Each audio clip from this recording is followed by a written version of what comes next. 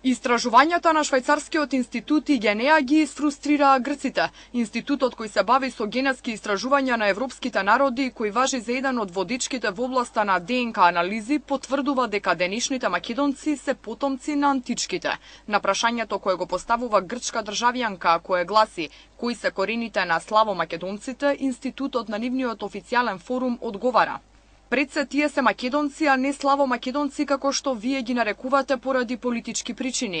Најголем дел од македонците се директни потомци на античките, а многу помал дел имаат словенско потекло.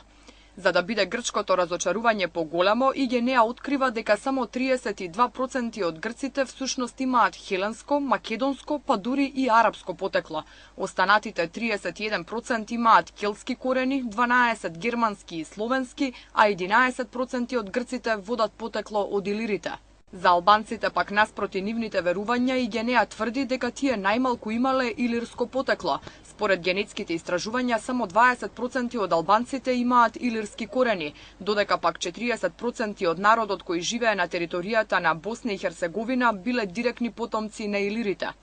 Во изминатиот период, официјалниот форум на Швајцарскиот институт го преплавија прашања кои пристигнуваат токму од грчки граѓани, а кои најмногу се интересираат наместо за сопственото, за потеклото на македонскиот народ.